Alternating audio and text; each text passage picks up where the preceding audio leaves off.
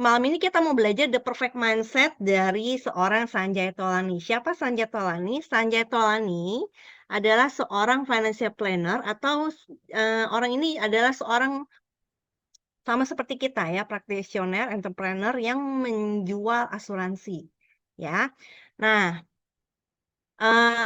jadi kita mau bedah isi otaknya. Pertama jadi gini, banyak dari kita, mungkin khususnya juga saya, ketika kita mulai bisnis di insurance ini, kita di otak kita tuh banyak ya yang kita pikirin. Salah satunya, gue harus belajar yang mana dulu nih? Eee, Ilmu komunikasi gue nggak baik nih. Terus apalagi, gue nggak cukup kaya nih untuk bisa closing big case, karena penampilan gue biasa aja. Terus atau apalagi nih, gue, terlalu banyak bicara, gue sangguin banget, gimana ya caranya supaya gue jadi pendengar yang baik, ya. Banyak, istilahnya yang ada di otak kita lah, yang bikin kita kok kayaknya jadi stuck, mau maju jadinya nggak bisa, ya. Nah, ternyata, si Sanjay Tolani ini punya, pemikiran yang berbeda. Setelah dia menjalankan si bisnis insurance ini, ya, ada hal yang sangat penting yang kita perlu ketahui. Sorry, ada yang bocor, boleh tolong di-unmute? Nah, di sini why is a right mindset is important. Kenapa sih punya mindset yang benar itu penting? Ya, si Sanjay tuh bilang kayak gini. Sekalinya kita bisa ubah mindset kita, everything outside will change along with it. Jadi, sekalinya kita bisa merubah mindset kita, segalanya sesuatu itu akan berubah dengan sendirinya. Ya, kita akan ketika kita berhasil berubah mindset itu kita sekeliling kita, apapun yang kita lakuin itu akan berubah. Ya, dan kebenarannya ya, si Sanjay ini mempercayai bahwa di dalam industri asuransi ini bukan ilmu komunikasi yang penting, bukan ilmu selling yang penting, tapi 70% yang paling penting adalah mindset-nya kita. Lucu ya? Jadi, kalau kita pinter selling, kalau kita pinter dalam hal menjelaskan mungkin Windows, atau kita sebagai seorang financial planner yang mungkin udah luar biasa hebat, tapi kita tidak punya mindset yang benar, ya, itu menurut Sanjay Tolani nothing, ya, nggak ada apa-apanya dan tidak akan bisa sukses. Ya, kalau teman-teman lihat nih saya sengaja gedein ya, 70% loh. Ya, ini angka yang benar-benar waktu saya baca gila 70%, gede banget ya. Nah, pas saya baca halaman berikutnya Sanjay bilang seperti ini. Sebagai new agent, baik mungkin teman-teman, mungkin juga saya karena saya termasuk masih baru ya, ternyata punya mindset yang benar dan teknik yang benar itu penting. Jadi kalau kita mau closing big case, kata Sanjay Tolani nih, kita cukup perlu punya mindset yang benar, dan kedua, teknik yang benar. Ya, nah selanjutnya di sini. Sanjay Tolani ada menceritakan hal ini. Jadi kan si Sanjay Tolani dia sudah seorang, dia tuh menjual asuransi bukan cuma di satu negara ya teman-teman. Dia menjual asuransi tuh di banyak negara. Ya, dan dia sudah ketemu banyak menti. Menti itu seorang agent yang mau mencapai MDRT ya, kita sebutnya menti. Dia ketemu dengan banyak sekali menti dan ternyata ada two big mindset issue yang si Sanjay Tolani ketemuin. Pertama apa? Banyak dari mereka itu menyalahkan, they blame their circumstance, itu keadaan. Jadi banyak dari mereka tuh menyalahkan keadaan. Contohnya apa? Gua, mungkin gue punya anak masih kecil, jadi gue mau prospek susah. Terus gue kan bukan orang kaya, Sanjay. Lu mah wajar aja, bokap lu dulu kan seorang pembisnis yang sukses. Wajar aja lu bisa closing terus, wajar aja lu bisa closing big case, ya. Terus apalagi menyalahkan keadaan mungkin, gue nggak punya uang buat prospek mungkin, atau gue tidak punya apalagi, tidak punya banyak relasi mungkin, ya. Sanjay menemukan ini, hal pertama ini, banyak dari mereka menyalahkan keadaan. Padahal kondisinya ya, si Sanjay bilang ya, padahal kondisinya si orang ini tuh pinter loh. Terus si orang ini punya relasi yang banyak sebenarnya, ya. Terus si orang ini orang kaya, tapi sayang banget, ya, sayang banget mereka tuh punya mindset yang selalu menyalahkan keadaan, oke. Nah yang kedua, banyak dari mereka tuh apa ya, mengeluhkan mereka tidak punya cukup waktu. Sanjay Tolani bilang seperti ini, dia bilang kayak gini, time management itu penting. Kalau kita ya sebagai seorang pembisnis khususnya di asuransi tidak bisa memanage waktu kita dengan baik, itu jadinya ya apa yang kita kerjakan itu jadinya akan apa ya? Kita akan jadi stres sendiri. Karena kita terlihat sibuk tapi kita nggak menghasilkan apa-apa. Dan ini banyak yang terjadi di luar sana. Ya, ini bukan kata gue. Jadi ini kata si Sanjay Tolani karena dia sudah ketemu sekali banyak orang ya teman-teman ya. Kalau teman-teman mungkin yang belum tahu tentang si Sanjay Tolani, boleh search di YouTube judulnya Sanjay Tolani ya. Teman-teman akan apa? Akan lihat dia tuh sudah mementi banyak orang ya dan followernya dia juga sudah banyak. Oke. Ini yang tentang two big mindset issue yang si Sanjay Tolani temukan. Nah, sampai di sini aku mau teman-teman coba boleh mikir apakah ini two big mindset issue yang teman-teman juga mungkin alamin, termasuk saya. Jadi ketika saya sharing ini bukan berarti saya yang paling benar ya teman-teman atau saya yang paling hebat, tapi ini bounce back ya. Jadi saya cerita juga ini balik lagi ke saya. Ya, jadi ini buat balik buat apa? Buat saya juga gitu. Oke. Nah, selanjutnya how to replicate top advisor success. Sebentar. Ini aku yang bagian sini tuh agak lupa. Di sini kita ada ngeliat gambar si kopi ini ya. Oke. Eh, si Sanjay bilang kayak gini. Ini tuh terlihat sepele, tapi ini tuh penting. Ya kalau teman-teman bisa artiin dari judulnya ini tuh jadi si Sanjay bilang kayak gini. Cara yang paling eh, cara yang membuat kita bisa cepat sukses itu tuh gampang sebenarnya. Itu cuma kopi apa yang orang sukses itu sudah pernah lakukan, ya. Dan bener-bener kopinya itu kita tuh jadi kayak bayangannya dia. Kita selalu ngikutin kegiatan si orang sukses ini. Orang sukses ini ngapain aja sih setiap harinya? Dan tentunya ya di awal-awal itu nggak mudah buat kita, ya karena kan kalau orang sukses dia punya ininya padat ya, kegiatannya padat, apa yang dilakukannya tuh ini banget. Nah itu kita diminta si Sanjay Tolani untuk apa namanya, untuk mencoba mengcopy apa yang si orang sukses pernah lakukan, ya. Terus di sini eh pentingnya yang gue dapet ya teman-teman, nempellah sama leader kita, ya. Misalnya contoh gini deh. Oke, gue lanjut ke sini dulu ya. Sorry, kok malah ke sini? Oke.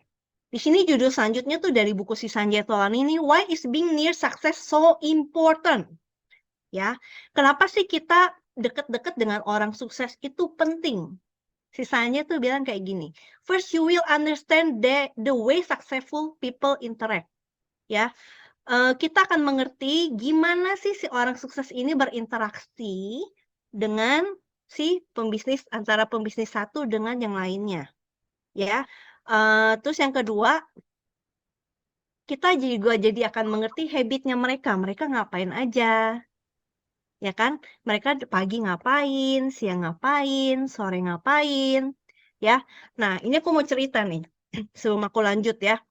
Jadi beberapa dari semenjak Januari ini ya, aku mencoba untuk berinteraksi dengan orang-orang yang pembisnis. Ini juga salah satu apa ya, mandat dari Ko Salim. Dia bilang, coba lu ketemu dengan om lu. Kebetulan om aku seorang pembisnis.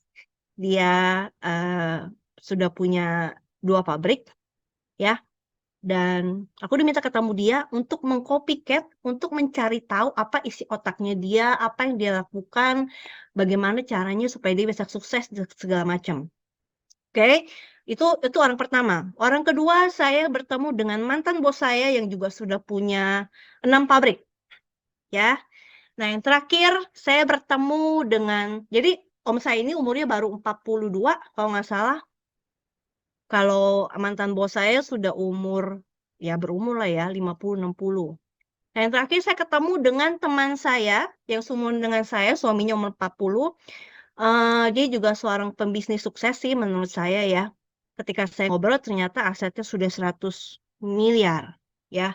Nah, saya ngobrol dengan mereka bertiga dan saya bertanya, apa yang mereka lakukan setiap hari? Apa yang membuat mereka bisa jadi sukses sampai hari ini ya, dan apa yang ada di mindset-nya mereka. Yang menariknya gini, waktu oh ini cerita satu-satu ya dari om saya dulu. Om saya ini ternyata dulu dia punya, apa namanya, punya cita-cita ya, one day pengen bisa import mesin besar dari China ke sini dan puji Tuhannya tahun ini ya dari bisnis yang selain yang di pabriknya dia ini, dia ada nambah bisnis baru, dia import mesin dari China ke sini dan itu terwujud. Satu sisi dia bilang sama saya, "Gila Mel, gue tuh kayak mampus nih, Tuhan udah wujud ini mimpi gue, tapi gue yang minta loh. Jadi ya, terus gimana ku? Kan gue manggilnya kuku. Ya mau nggak mau lah gue ambil. Gue yang minta sama Tuhan Mel. Oh ya udahlah, gue bilang, lu coba jalanin lah. Aku bilang gitu.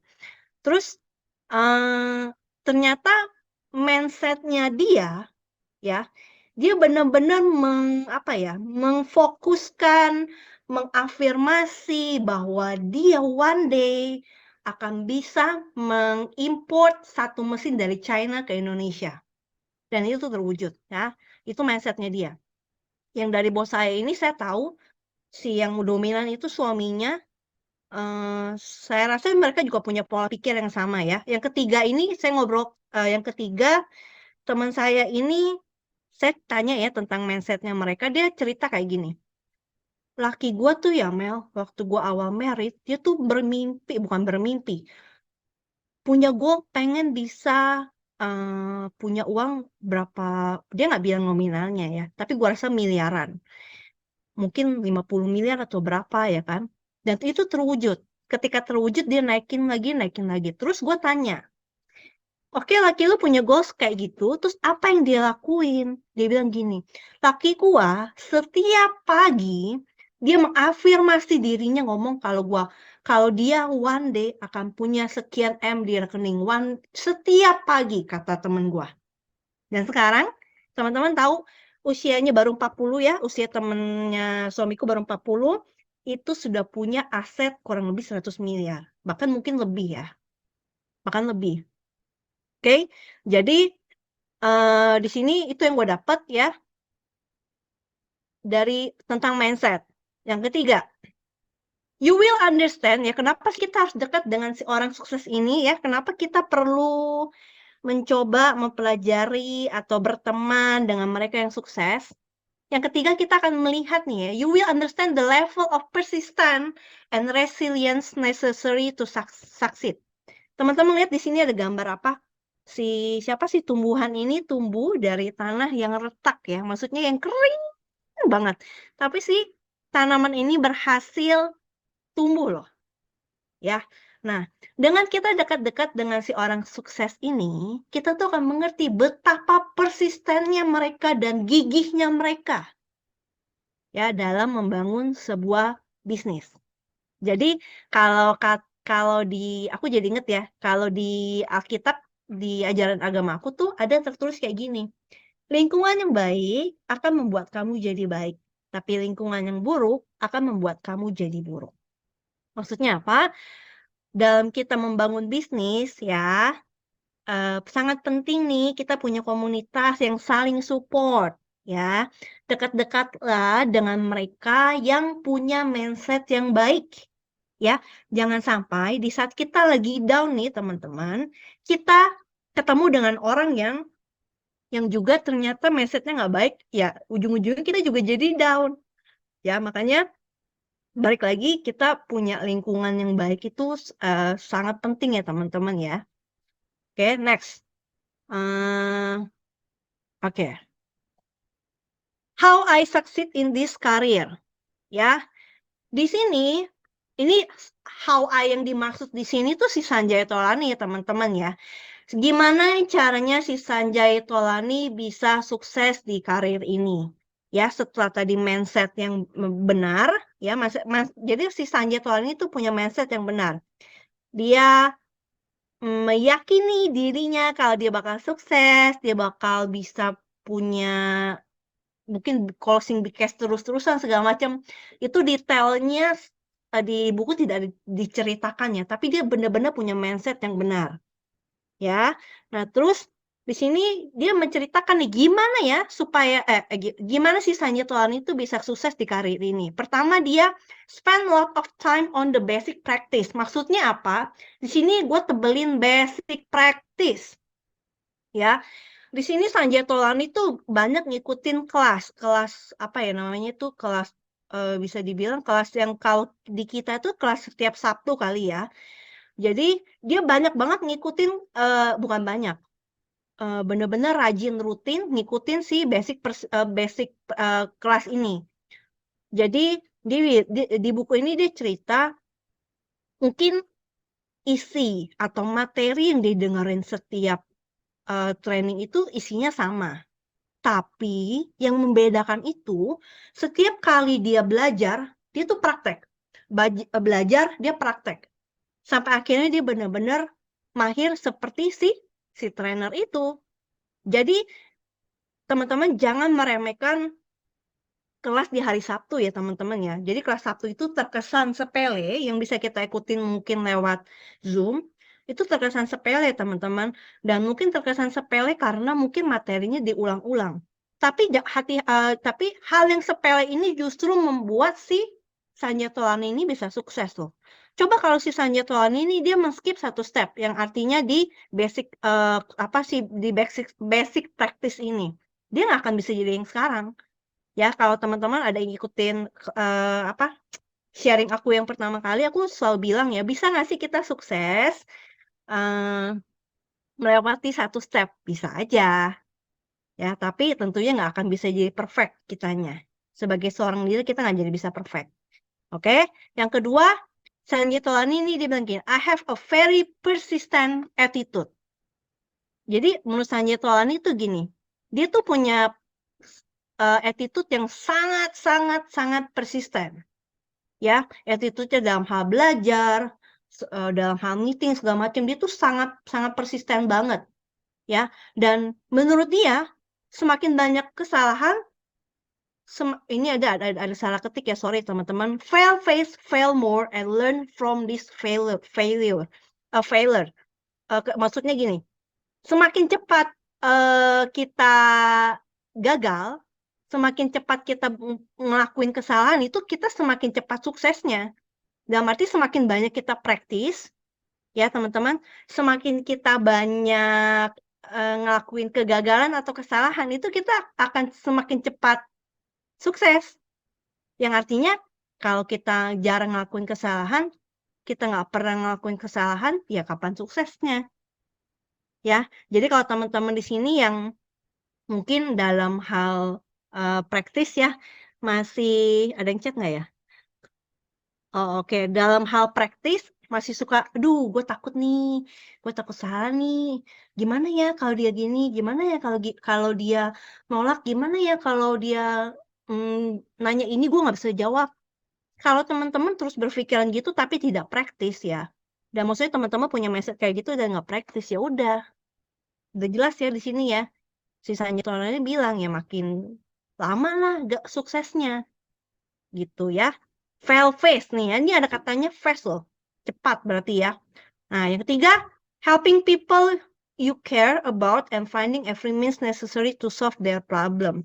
Ada kata care di sini yang gue tebelin. Jadi Sanjay Tolani ini dalam setiap kali dia ketemu orang, Dia tuh punya mindset, ketika dia ketemu orang itu, dia pengen ketemu orang yang memang dia care, yang dia sayang, ya. Gue pernah ngikutin YouTube-nya dia tentang jadi gini, dia ada cerita ya, gimana caranya sukses di tahun 2023 ini salah satunya cari orang yang memang lu sayang, yang memang lu peduli sama dia. Yang kalau amit-amit nih keluarganya kenapa-napa, lu akan sedihnya setengah mati. Kalau memang lu nggak care sama dia, ketemuin dia. Tapi kalau lu nggak care, ya udah nggak perlu. Nah, ini kuncinya si Sanjay Tolani ya. Makanya dia bisa persisten untuk ketemu sama orang. Jadi dia ketemuin orang-orang yang memang dia care ya. Oke. Jadi ini yang salah satu tiga kunci yang membuat si Sanjay Tolani sukses. Oke. Nah, how I got my first few prospects. Ya, di sini ada judulnya Many Routes That Lead to Rome. Ini gue suka ininya ya. Waktu gue baca ini gue ketawa. Ada jalan banyak jalan menuju Roma kalau di bahasa Indonesianya. Ya. Jadi di partnya ini si Sanjay Tolani itu sharing kayak gini.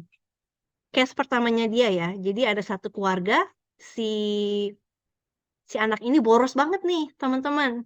Tapi si bapaknya care banget. Ya, si bapaknya ini justru sangat khawatir. Aduh, ini bagaimana ya? Bagaimana nasib anak gua? Bagaimana nasib masa depan anak gua? Jadi setiap kali siapa namanya si Sanjay Tolani ini yang mau prospekin si anak ini, itu tuh selalu gagal. Karena yang ada di otak anaknya ini, dia dapat duit ya cuma buat belanja, beli tas, beli sepatu bermerek, segala macam. Ya, tapi Sanjay Tolani punya punya ini ya, punya quote kayak gini, selalu ada jalan menuju Roma. Dia nggak kehilangan akal. Dia cari tahu siapa ya pemegang kunci dari anak ini, ternyata bapaknya. Ya ketemuin lah bapaknya dan akhirnya closing. Ya, itu closing pertamanya si Sanjay Tolani. Jadi Sanjay Tolani bilang ke kita nih di buku ini, dia bilang banyak jalan menuju Roma.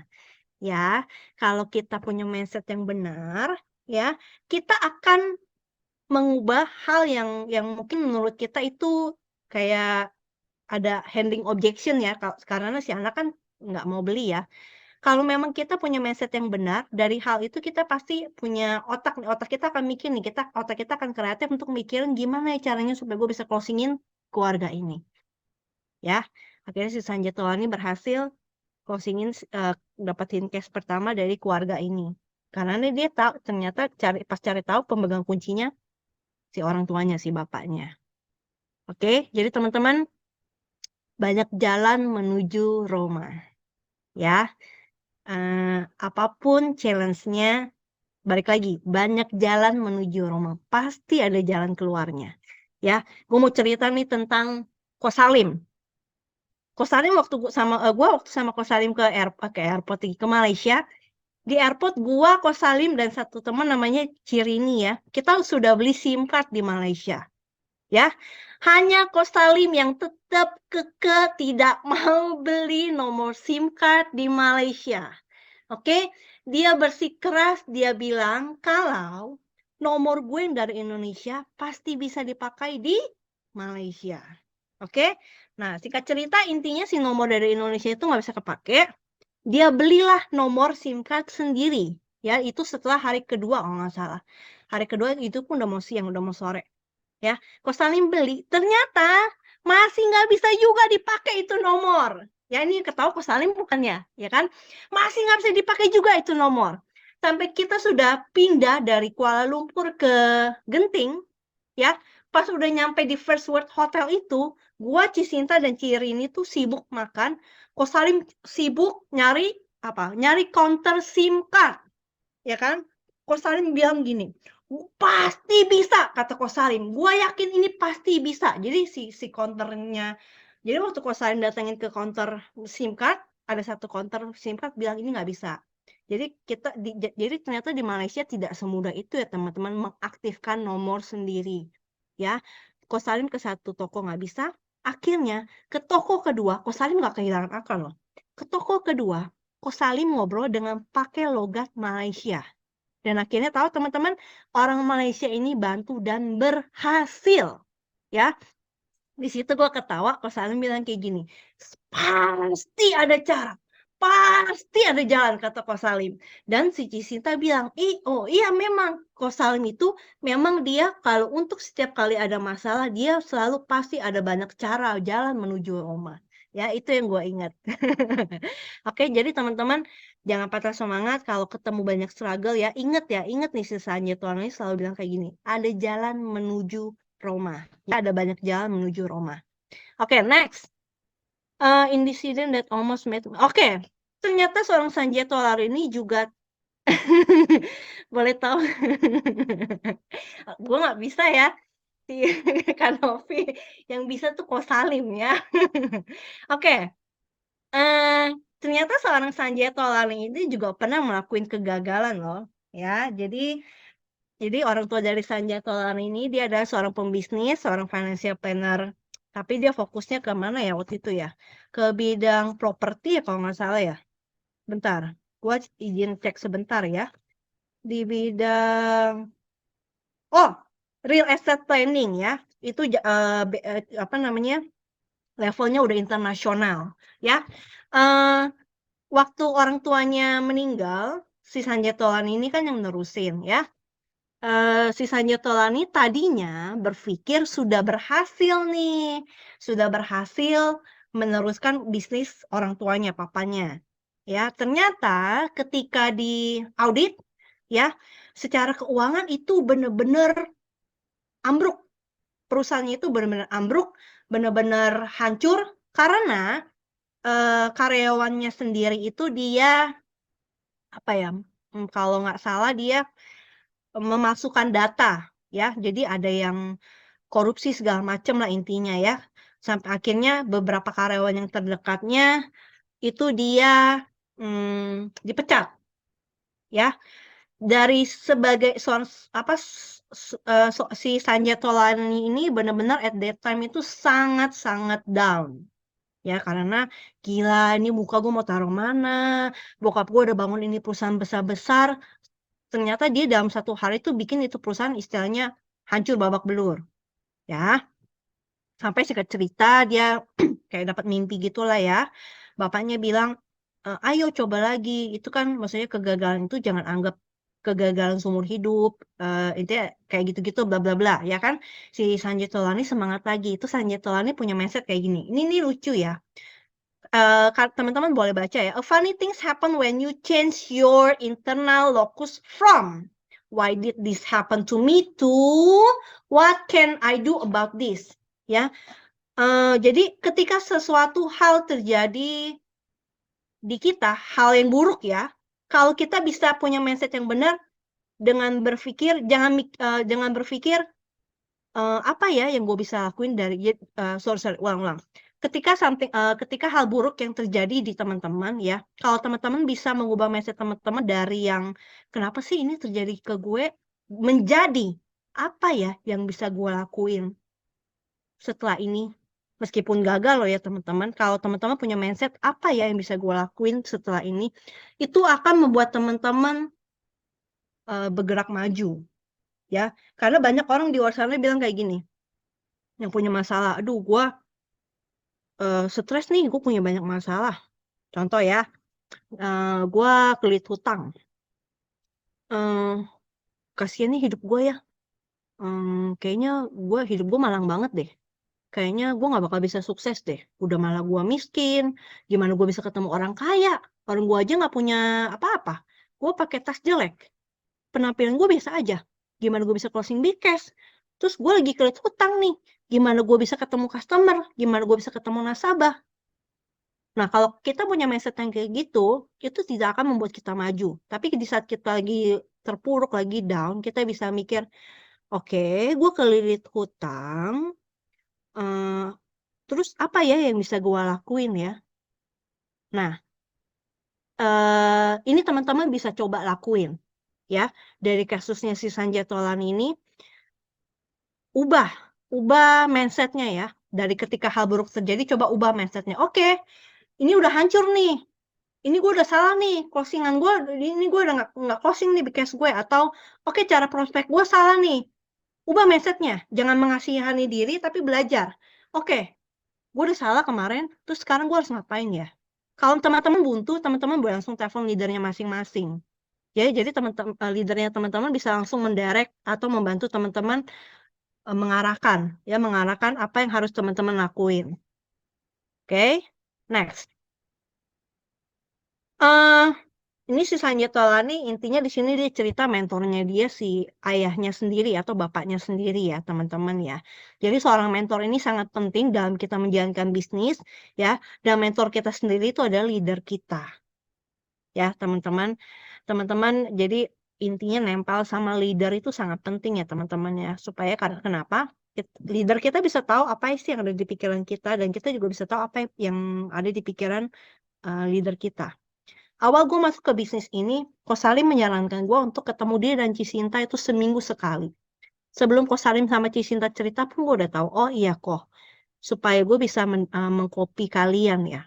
Dan itu tanpa dikasih tahu pun gue tahu, karena di sekolah itu Eee, karena kan gue ngajar anak-anak ya, anak-anak sangat cepat mengcopy apa yang kita lakuin ya, tanpa kita kasih tahu. Nah, kalau gue, makanya dari situ gue tiap kali ketemu Ko Salim, setiap yang Ko Salim lakuin termasuk apa, maksudnya bukan termasuk waktu Ko Salim ngupil ya, tapi maksudnya waktu Ko Salim ngangkat telepon, Ko Salim, apa namanya, mimpin meeting, meeting group, mimpin meeting besar, ketemu orang, gue tuh selalu melihat secara detail dan gue mengcopy itu semua.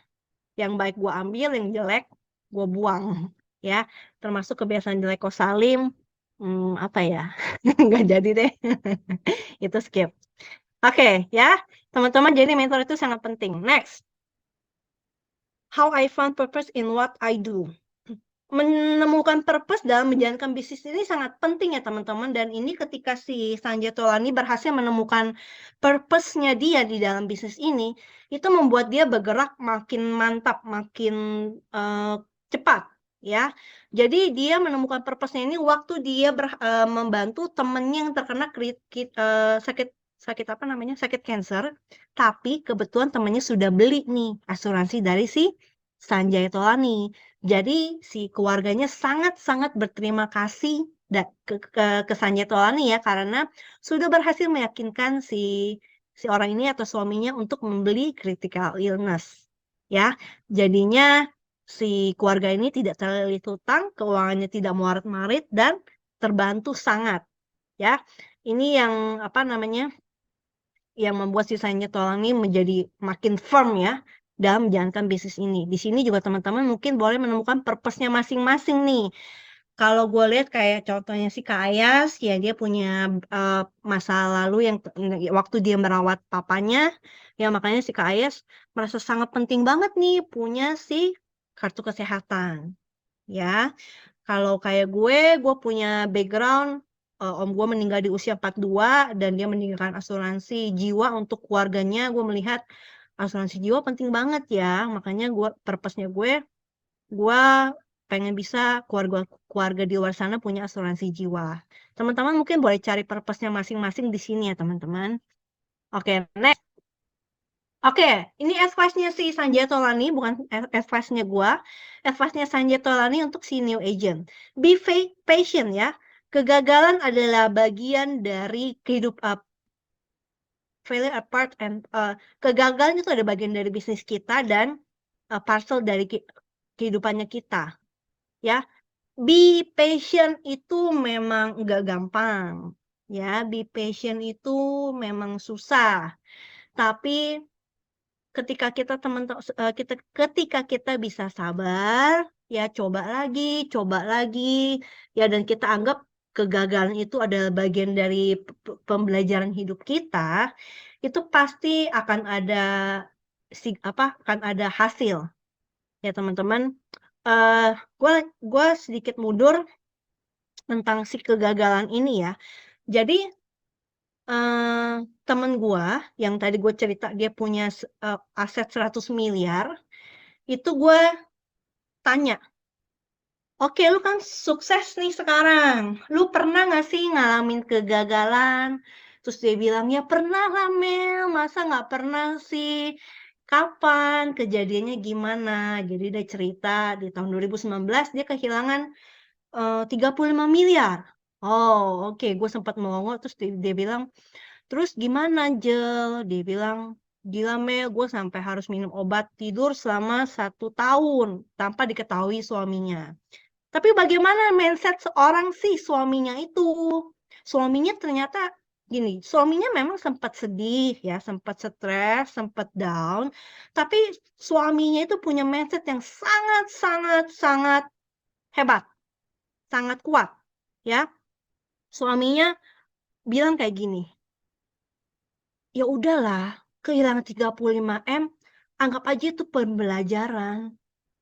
Toh duit masih bisa dicari, 35 M loh." Tapi suami ini masih bisa bilang duit masih bisa dicari. Kita mulai lagi aja, nggak usah takut. Kita mulai lagi, sabar aja. Ya, teman-teman. Jadi karena si suaminya teman gue ini punya mindset yang seperti itu ya, jadi akhirnya dia bisa sukses. Jadi dalam 2 tahun ini balik lagi tuh. Jadi keuntungan perusahaannya balik lagi 35 M ada, mereka dapetin itu. Dan si suaminya juga sabar banget ya, sabar banget, punya ilmu komunikasi yang baik, juga orangnya sabar sampai akhirnya ya dia bisa sukses sampai sekarang, ya. Jadi si orang ini menganggap kalau kegagalan itu bagian dari hidup, ya jadi ya dinikmatin aja. Nah itu benar si Kubon bilang ya, duit memang bisa dicari, akal sehat ini susah banget dibenerin. Untungnya si suaminya teman gue ini dia punya mindset yang benar. Coba kalau enggak, udah istrinya lagi down, suaminya down, hancur udah dua-duanya. Ya, oke. Nah lanjut. Nah, what is one thing you want to do to grow your business? Si Sanjay Tolan ini melihat bisnis ini luar biasa sangat besar ya teman-teman ya. Si Sanjay Tolan ini melihat si bisnis asuransi di dunia platform online itu masih sangat kecil orang yang menggunakan itu. Makanya dia menggunakan media online itu untuk salah satu media buat pembelajaran tim-timnya dia mungkin yang di luar sana, maksudnya di luar negeri. Ya, dan ini balik ke pertanyaan ini juga boleh nanti teman-teman pikirin, what is one thing you want to do to grow your business? Teman-teman mau ngapain di bisnis ini? Mau bikin bisnis ini seperti apa? Ya, atau teman-teman hanya mau sebagai agent aja, sebagai sales aja yang jualan, atau teman-teman pengen bikin bisnis ini jadi besar, besarnya seperti apa? Atau teman-teman mungkin pengen bisa punya kantor, teman-teman pengen punya leader, nah leadernya berapa banyak, ya, oke? Terus coba, kayaknya habis ini udah deh. Si Dewi Yul ini mamanya bilang kalau anaknya pasti bisa sukses. Ya, dia punya mindset yang benar. Coba kalau mamanya nggak punya mindset yang benar. Coba kalau mamanya bilang, "Aduh, anak gue tuli mampus deh masa depan anak gue. Aduh, ya udahlah, biarin aja lah. Gue kerja mati-matian terus gue tinggal aja warisan buat anak gue." Coba orang tuanya punya mindset yang secetek itu. Nah, si mamanya ini punya mindset yang sangat-sangat besar ya, sangat-sangat luar biasa. Sampai akhirnya itu terkopi loh. Terkopi ke anaknya. Anaknya bilang, "Ini cuma masalah perkara bahasa doang." Bayangin nih, nggak bisa denger loh. Nggak bisa denger tapi bisa kuliah di luar negeri dan tadi hasilnya bagus banget loh. Ya, ini cuma masalah perkara bahasa doang. Di hari kedua, anaknya pas nyampe ke luar negeri, hari kedua pokoknya 2 hari cuma nangis. Karena dia bilang, "Gila, gue bisa sampai di sini."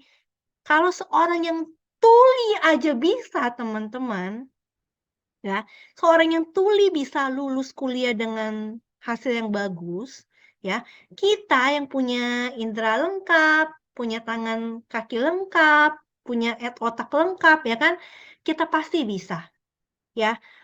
Aku mau cerita sedikit, waktu tahun lalu, aku kan sebenarnya jualan nggak terlalu banyak ya, tapi aku punya mindset, aku tuh pengen harus AAD.